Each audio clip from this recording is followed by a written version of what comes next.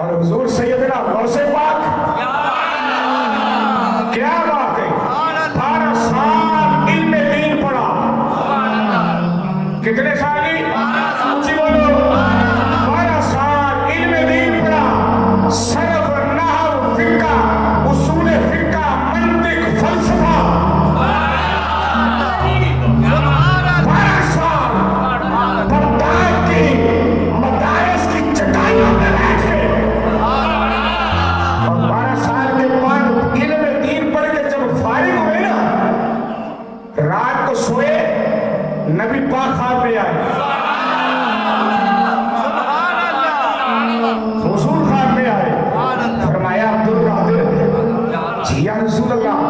فرمایا یار تو اب علم دین پڑھ کے فارغ ہو گیا ہے، تو لوگوں کو تقریر سنایا کرنا، تو لوگوں کو بات نصیحت کیا کر.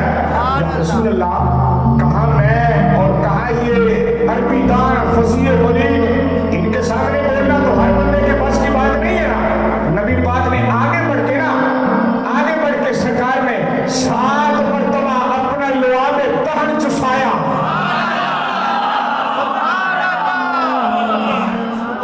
کتنی مرتبہ جی؟ تھوڑا بولیں گے کتنی مرتبہ؟ 7 مرتبہ حضور نے لعاب تہن چسایا. صبح ہوئی تو حالات بدل گئے، حالات بدل گئے. اگلی رات آئی تو خواب میں مولا علی آئے.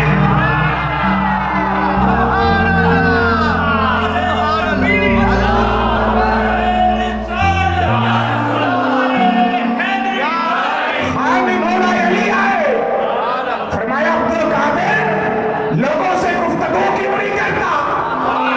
بولے یار، لوگوں سے گفتگو کیوں نہیں کرتا؟ عرض کی میں کروں گا. فرمایا اپنا منہ کھول. جیسے منہ کھولا تو 6 بار مولا علی نے اپنا بات سمجھ آئی ہے کہ کتنی بار جی؟ 6 بار. حضور غوث پاک نے پوچھا کہ جناب 6 بار کیوں؟ فرمایا میں امتی ہوں، رات کو آنے والا نبی تھا.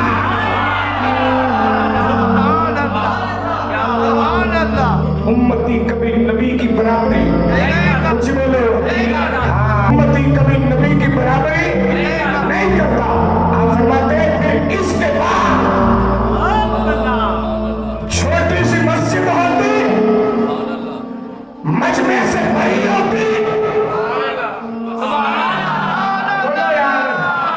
چھوٹی سی مسجد ہوتی، مجمع سے بھر جاتی.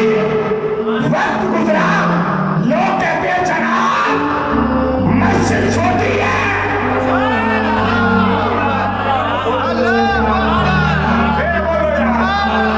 جناب مسجد چھوٹی ہے.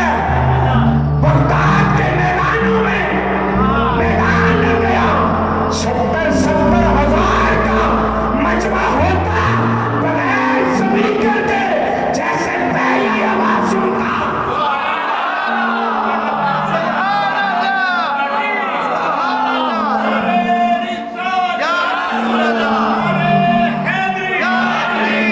بات سمجھ آ رہی ہے جی؟ میں نے بولو، جیسا پہلے آواز سنتا ویسے آخری. بات سمجھ آئی ہے جی؟ ہم 70,000 کو میرا کرنے کہاں تک روک جائیں گے. جیسے پہلا سنتا ویسے آخری.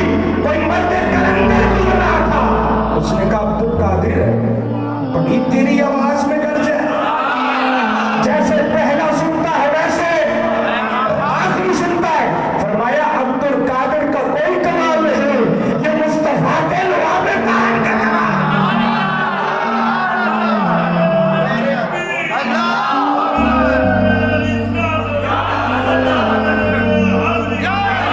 کوئی بات سمجھ آ رہی ہے جی؟ جس کا معنی کیا بنا کہ جس کو بھی فیض ملتا ہے مدینے سے ملتا ہے. بات سمجھ آئی ہے جی؟